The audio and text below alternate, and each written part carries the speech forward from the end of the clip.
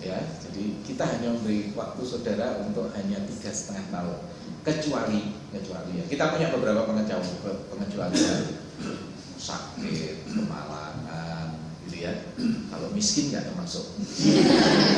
Terus kalau miskin, gitu ya. Saya tiba-tiba jatuh miskin, nah gitu ya.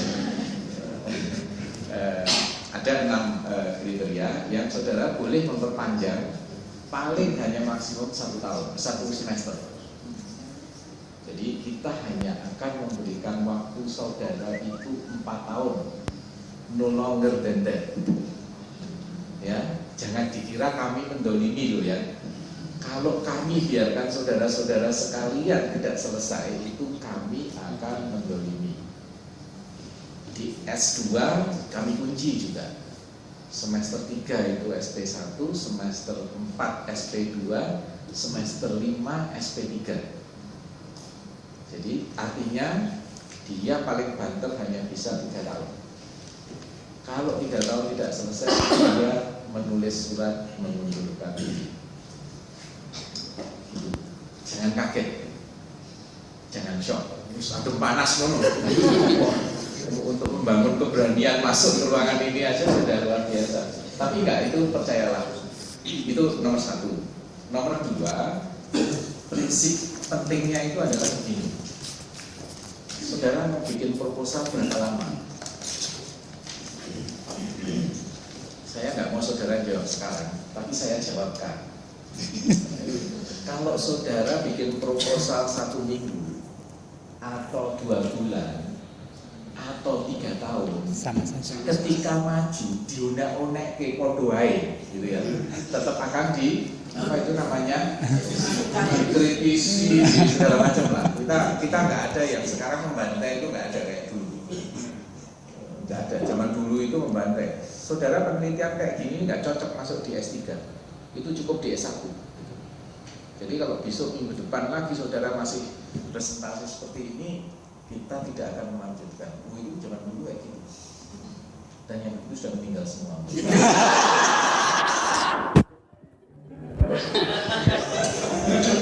Orang masuk S3 itu butuh ya makin mundur, macam mundur. Harus makan anaknya rewel, gitu ya. Harus mundur bapaknya rewel. Anak sekolah di Semen pisah. Jadi daripada nunggu penderitaan 3 tahun untuk juga tetap dikritisi, dikasih masukan, itu baik 1 minggu. Gitu ya. The sooner the better. Percayalah, manusia itu tidak ada yang pernah sempurna. Jangan merasa kalau saudara itu mau menyelesaikan 2 tahun proposal itu lebih sempurna dari yang lainnya. Enggak. Sempurna kebingungannya, Mas. Tapi sempurna proposalnya tidak. Jadi kalau saya boleh sarankan saudara sekalian, paling enggak you are playing around for 1 month. The first 1 month itu untuk searching for ideas, ya kan? Kemudian the first 1 month, the first 2nd month itu memantapkan metode. Jadi begitu saya sudah mantap topik saya kayak gini, yang mau saya cari seperti ini, maka bulan kedua itu sudah memantapkan metode. Maka bulan kedua itu sudah mencari metode apa yang mau saya gunakan untuk itu. Sudah, maka bulan ketiga you write up your proposal. Dan jadi bagi saya the first 3 months itu will be very significant for your life. Otherwise you kill yourself. Iya kan? Jadi gitu. Kalau saya disuruh nemani saudara sampai malam di sini tulis agar selesai 1 minggu, tak tunggoni. Ini 1 minggu nulis proposal. Gitu ya. Itu rahasia nomor 2. Lalu nomor 3 ini yang agak penting. Siapapun yang saudara hadapi, namanya promotor, pembimbing itu kan juga manusia, ya kan? Konflik dengan pembimbing itu sangat biasa. Tetapi percayalah, hanya ketika cara pendekatan yang baik itu akan sangat menghindari. Bukan mau bahwa pembimbing itu harus saya itu yang paling itu. Saya soalnya susah ketemu beliau itu, gitu ya. itu kata-kata kalau untuk saya nggak masuk dalam apa namanya, dalam kamus, karena you can see me at any time gitu ya, gitu. Tapi harus apa, janjian, jangan waduh saya sudah naik kelana gitu di sini, moga-moga nggak ketemu, ya sudah janjian belum, nah tapi memang dicari, ya nggak gitu. Ya. Jadi artinya sepanjang Anda bisa keep your own spirit, lalu relationship yang baik, itu pasti lancar. Saya ingin cerita begitu karena saya dulu juga punya konflik dengan pembimbing saya.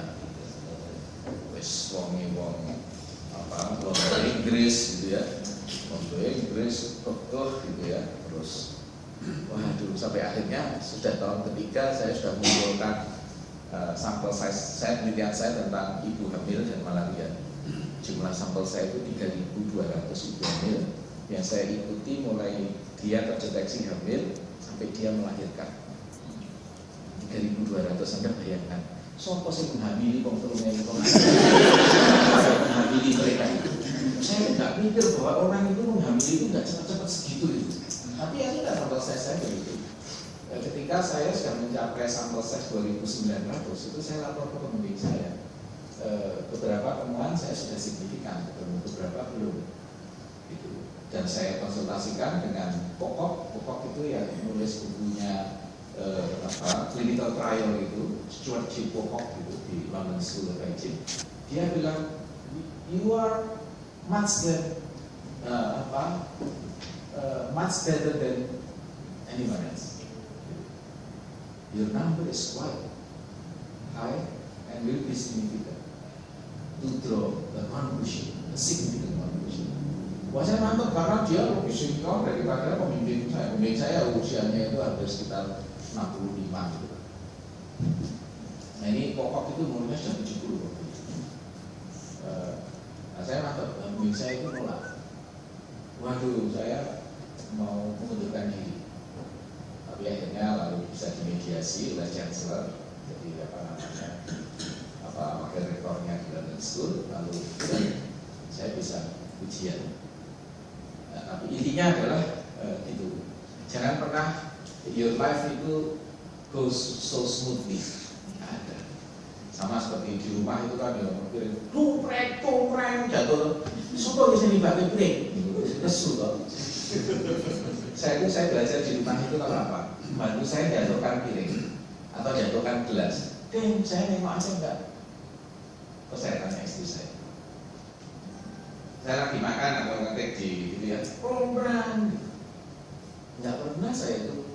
Nengok itu enggak pernah. Tujuan saya apa? Ini panjang gelasnya wis lawas wis jatuh. Cek wis angel tiba merucut dipegang sudah susah gitu. Gelasnya itu jatuh sendiri. Jadi ini kan kasihan, jangan gimana sih kamu itu mau hati-hati. Untung dia nggak bilang, buat kita tukar nasib. Mau nggak kan nggak rela. Saya sampai hal-hal seperti itu tidak pernah saya lakukan, apalagi menghardik itu, memarahi. Itu tiga perspektif atau tiga hal yang saya kalau boleh menyampaikan kepada Anda. Satu hal lagi adalah keep your endurance itu going. Artinya ya tiga itu akan banyak sekali berhubungan dengan masalah-masalah yang non akademis. Dengan pegawai itu ya sok nggak bisa Bu. Ini kita mau istirahat. Nggak usah sakit hati, nggak usah dimarahi, nggak usah dibunuh, nanti mati sendiri ya. Ya, kan Anda itu karena orang mapan semua tadi, orang mapan, gajinya sangat cukup per bulan 40 sampai 50 juta. Ya, ya rata-rata malah saya 200 juta. Ya 200 juta rata-rata. Sak ruangan ini.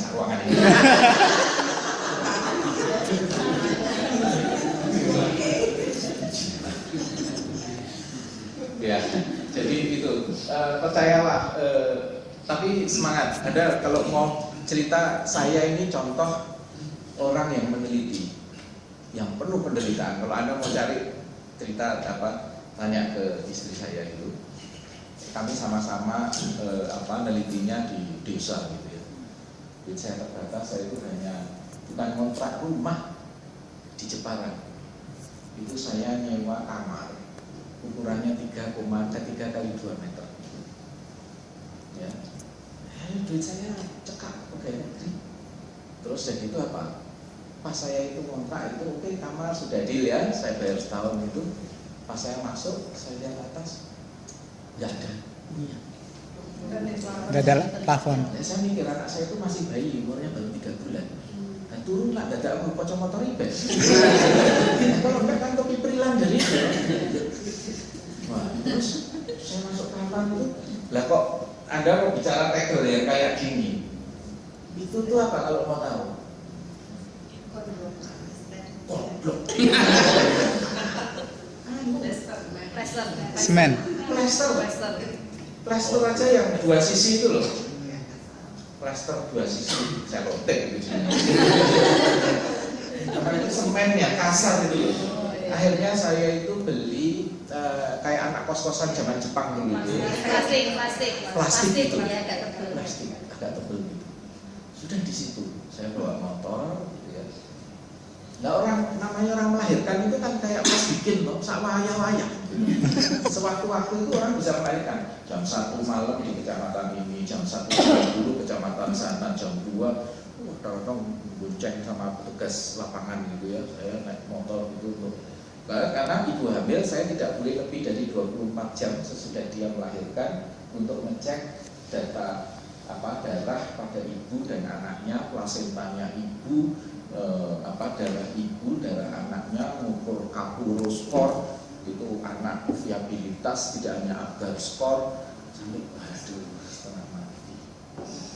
Bayangkan dengan kemiskinan yang demikian itu luar biasa. Terus Anda tahu tapi saya itu hanya berpikir gini. Saya waktu itu karena jadi dosen teladan UGM nasional berangkat, terus waktu ketemu dosennya masih zamanku toh. Lalu ketika beliau itu menyampaikan, Anda itu pengen apa sebagai dosen teladan itu? Jawaban saya sederhana, berikan kami akses untuk research. Maka kemudian saya dapat hibah bersaing. Ini cerita sedikit ya, biar Anda itu enggak merasa hibah bersaing. Saya dapat hibah bersaing. Tapi ya, sekali, sangat berat pada waktu itu karena jumlah hibah bersaing itu 1 tahun cuma 30 juta dan diperebutkan oleh sekian banyak. Ya sudah, tak apa-apa, akhirnya saya dapat.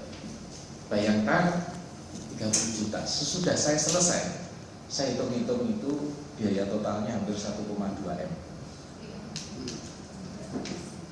Padahal hanya 30 juta, 3 tahun, 90 juta. The rest itu yang bayar siapa? Jangan pernah mengeluh, jangan pernah sambat kepada Tuhan. Tuhan itu bukan tempat Anda untuk sambat. Tuhan itu tempat Anda untuk bercerita, ya Allah, kalau Engkau memberikan aku jalan, akan aku tempuh. Tunjukkan aku jalan yang terbaik. Aku tahu aku punya banyak keterbatasan, tapi aku juga tahu aku bisa menembus keterbatasan. Kalau Engkau ridhoi aku untuk menembus keterbatasan itu yang saya lakukan. Jadi Anda lihat anak saya itu ya umur 3 bulan itu makannya gereh. Gereh itu apa? Tahu gereh? Nasi sama ikan asin. Saya mau beli apa coba? Susu apa itu namanya? S26 itu. Wah, enggak begitu saya.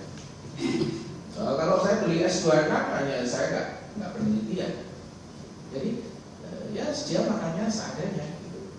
Dan kalau pagi itu kan saya dapat hadiah kursi yang miring gini itu, yang sekarang kalau dijual harganya 150-an atau 200.000 itu.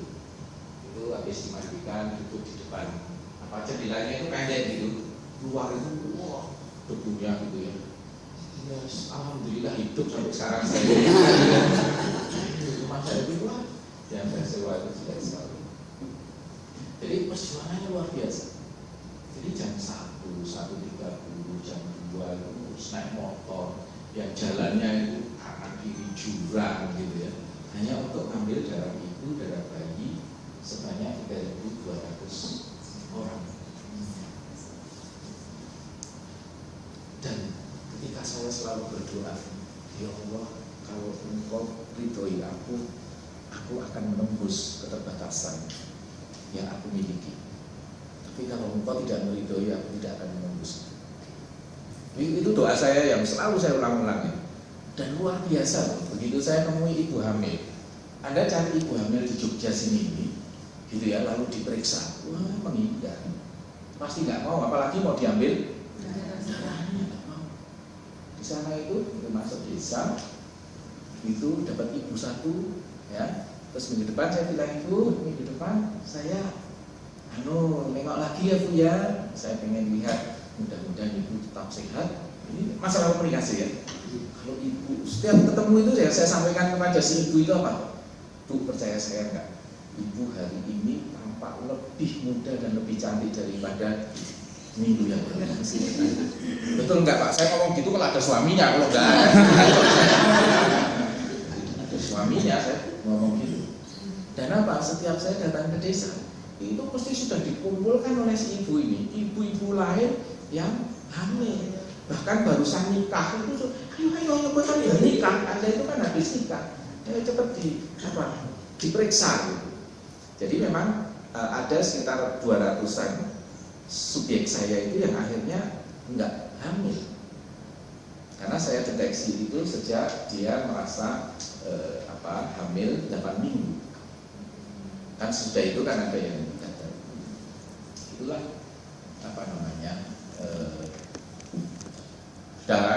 data saya itu hampir separuh ruangan ini tumpuannya gitu ya, karena bayangkan 3.200 satu pasien itu outnornya sekian ini, karena variabel saya hampir 240-an untuk satu pasien, saya satu subjek. Terus instrumen saya ada 8 dan masing-masing instrumen itu ada yang diulang setiap minggu, ada yang setiap bulan, ada yang setiap dia ada gejala malaria. Lebih gila lagi ketika kemudian interim analisis. Nah, Anda jangan bayangkan sekarang ini ada SPSS. Zaman saya nggak ada. Saya itu lulus S2 itu baru bisa beli komputer kayak gini nih, laptop gini, second. Yang second di Jogja itu banyak orang beli komputer second. Bayangkan itu ya. Kemudian ya saya dasarnya itu. Lalu untuk analisis saya bikin program statistiknya sendiri.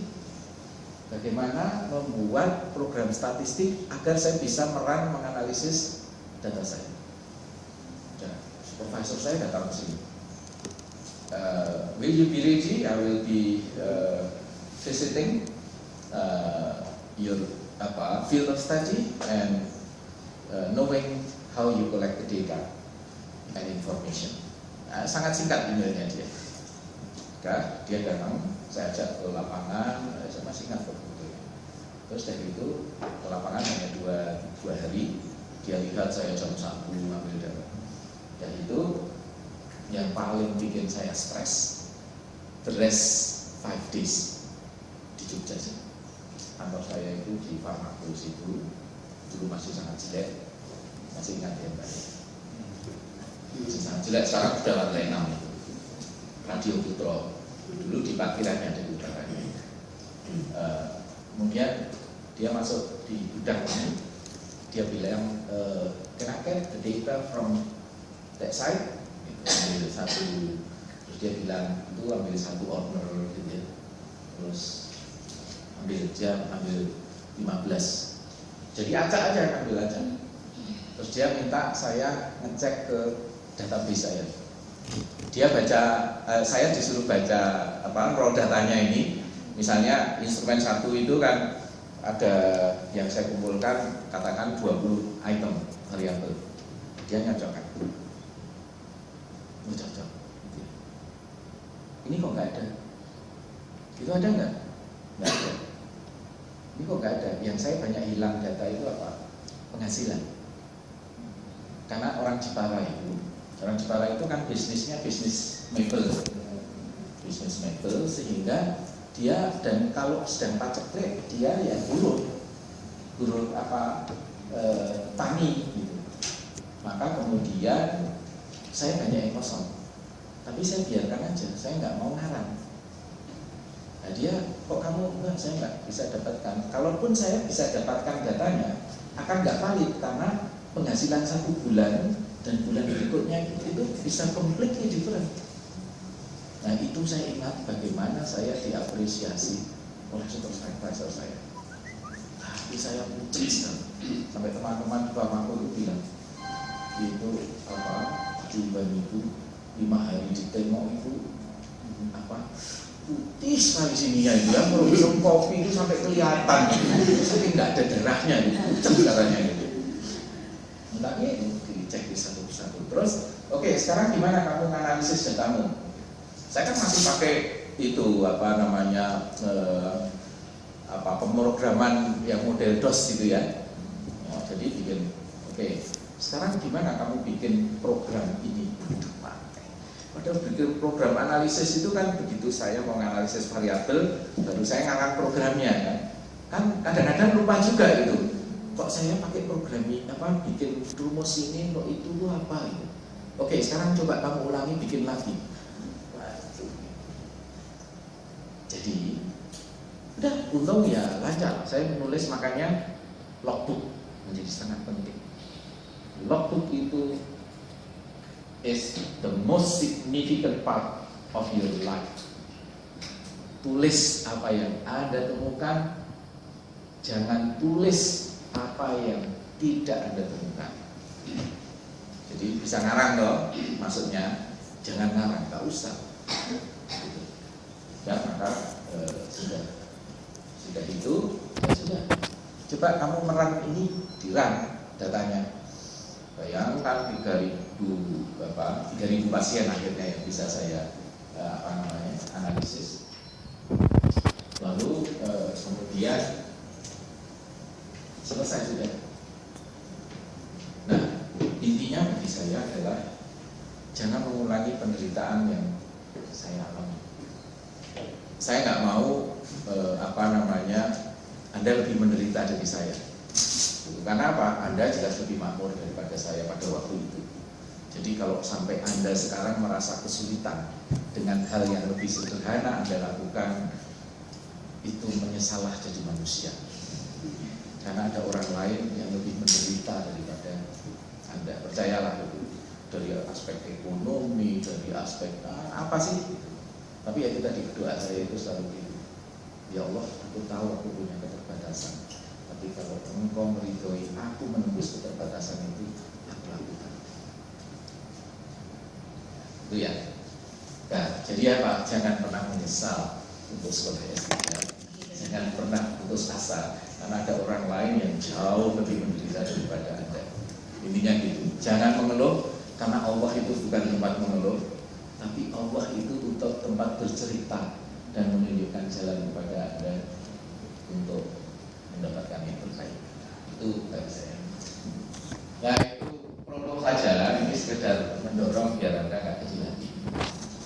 Baik, saya hanya satu novelty yang harus yakin. Ada 3 hal kejahatan yang tidak pernah bisa ditolerir dan di UGM ini bisa dikeluarkan. Satu namanya plagiarisme. Yang kedua namanya fabrikasi. Fabrikasi itu tidak ada datanya, tapi Anda membuat data sendiri. Dan satunya falsifikasi. Sudah. Sejelek apapun tulisan saudara, tulislah. Karena nanti pasti akan ada yang membantu mengoreksi. Nah, novelty keaslian ya harus cari dalam perjalanannya, nanti Anda akan tahu. Yang kedua, riset S3 itu harus cost and effect relationship. Apa tahu cost and effect relationship itu? Iya, Anda harus meyakinkan ada hubungan sebab akibat, tetapi bukan crime. Banyak penelitian S3 kemarin itu, ya selama ini ya, yang saya anggap crime karena dia mengatakan studinya itu cross-seksional, dia lakukan di laboratorium ini gitu ya dalam satu periode gitu, tapi dia mengatakan bahwa outcome ini kalau pada manusia terjadi ya memang begitu. Jadi in vitro itu cannot be generalized into an in vivo life. Jadi sama seperti nanti penelitiannya pada tikus, tapi kemudian kesimpulannya pemberian obat atau ekstrak ini bisa menurunkan kadar kolesterol. Nah, itu kan crime. Iya, maka itu pada tikus. Iya.